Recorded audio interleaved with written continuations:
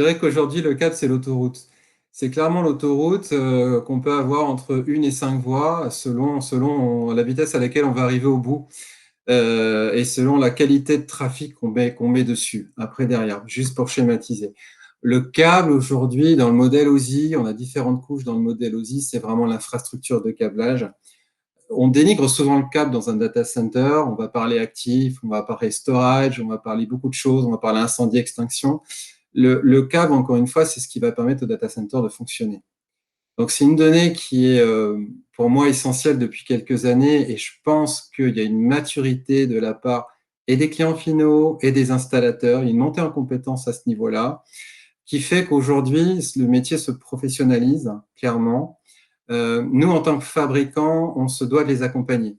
Alors, l'accompagnement se fait par la qualité des produits, aujourd'hui, qu'on fabrique et qu'on diffuse sur le marché, jusqu'à des notions de mise en œuvre, de règles de l'art, aujourd'hui. C'est vraiment un accompagnement qu'on réalise à travers tout cet écosystème-là, clairement. Sans rentrer dans les données techniques, on va aller sur du câble cuivre et sur des câbles préconnectorisés en fibre optique.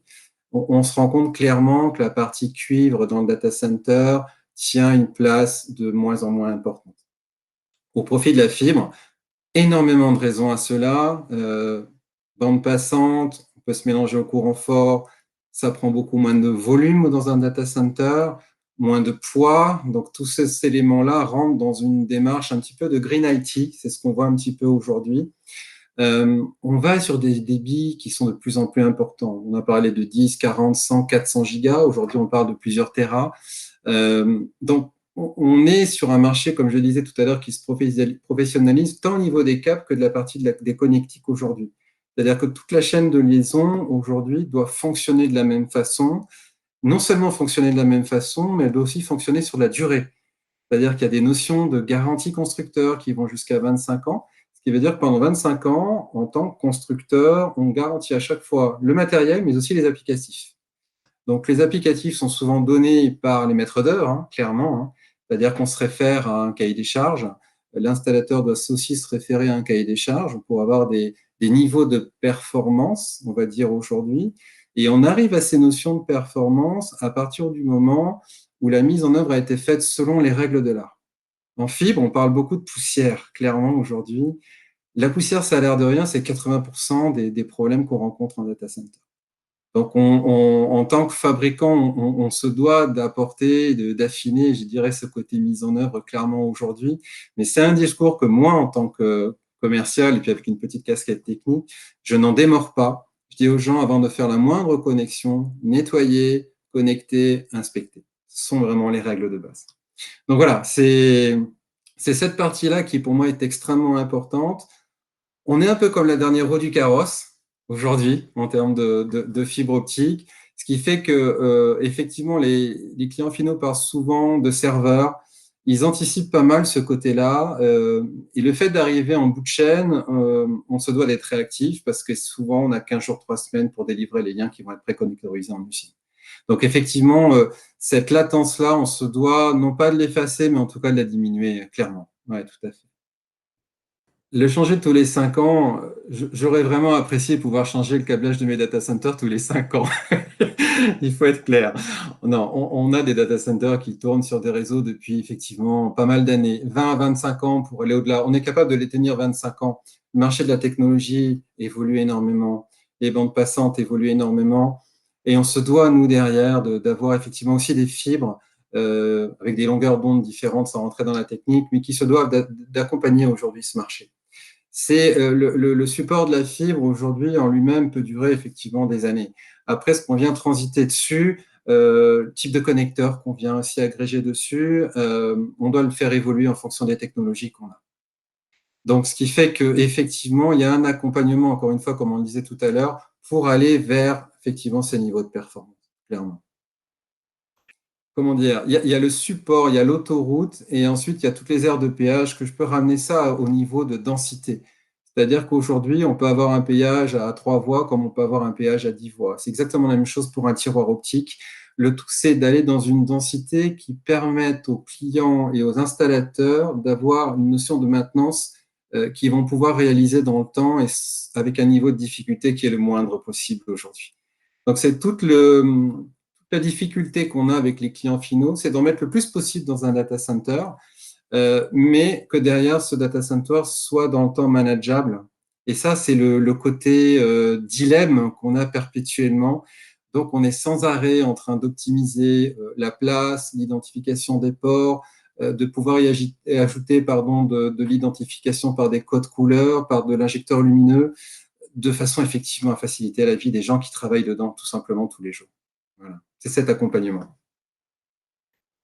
La R&D dans le câblage, on peut le ramener sur différents niveaux d'une chaîne de liaison. Chaîne de liaison, c'est vraiment le lien fibre qu'on va avoir d'un tenant aboutissant, clairement. On va raccorder au switch, au serveur, etc. La R&D va passer par déjà la qualité des fibres qu'on utilise. Je pense que c'est relativement important de dire que le média qu'on utilise est un média qui va durer dans le temps en termes de manipulation, en termes de rayons de courbure. On parle de G657 qui sont aussi des notions qu'on retrouve un peu dans le télécom et qu'on a mis en place aussi, qu'on a décliné, on va dire, dans le data center, de façon à ce que l'appréhension qu'avaient les installateurs par rapport à la fibre, comme quoi la fibre aujourd'hui c'est extrêmement fragile, on est en train de gommer de plus en plus cette appréhension dans ce domaine bien particulier. Donc ça va sur le support, effectivement, ça va sur le type de connecteur. On parle de différents grades de connecteurs qui ont des niveaux de performance différents. Souvent, en fibre, on parle de préconnectorisation. Préconnectorisation peut passer par du LC, différents types de connecteurs. On parle beaucoup aussi de MPO. Le MPO qu'on a choisi, nous, est sous forme de connecteur MTP. Donc, ça a l'air de rien, mais le connecteur MTP est fabriqué par US Connect et a un niveau de performance qui est relativement important et qui assure justement, alors, tant aux installateurs qu'aux clients finaux, une certaine pérennité d'investissement dans le temps. Donc, je dirais, il y a l'autoroute, et ensuite, au niveau des péages, c'est un petit peu le type de tiroir qu'on va utiliser, la modularité, pouvoir mixer du cuivre, de l'optique, la densité aussi des tiroirs, et la facilité d'accès des installateurs à ces fameux tiroirs dans le cadre de brassage, tout simplement, qui vont assurer de façon journalière. C'est vraiment cet aspect-là. Dans certaines régions du monde, Rosenberger est même allé au-delà, c'est-à-dire qu'on a aujourd'hui de la gestion de câblage intelligente qu'on appelle IEM, tout simplement, et qui permet d'adresser via un PC, d'avoir une vision globale de toute l'infrastructure réseau et de pouvoir envoyer à distance des ordres de câblage. Donc on essaie vraiment, vraiment, vraiment autant que faire se peut de faciliter la vie tant des clients finaux que des installateurs après derrière. Voilà. Effectivement, le câble, ça consomme. Je dirais plus aujourd'hui, le câble cuivre, ça consomme. On parle de Power over Ethernet. Le PoE, on l'a plus dans les bâtiments aujourd'hui qu'en data center pur.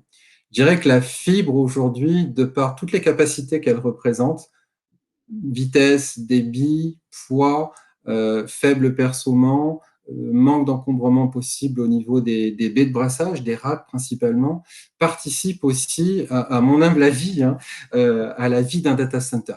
On est sur un média qui est relativement performant.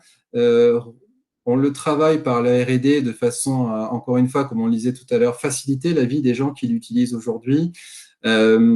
Après, je dirais aujourd'hui, un média se doit d'être green, effectivement.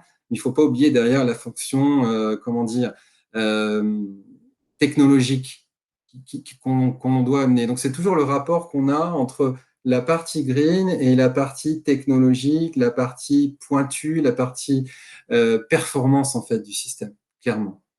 Donc, on le fait à notre façon, on facilite la vie, mais on se doit d'atteindre les niveaux de performance que les clients nous imposent aujourd'hui, clairement.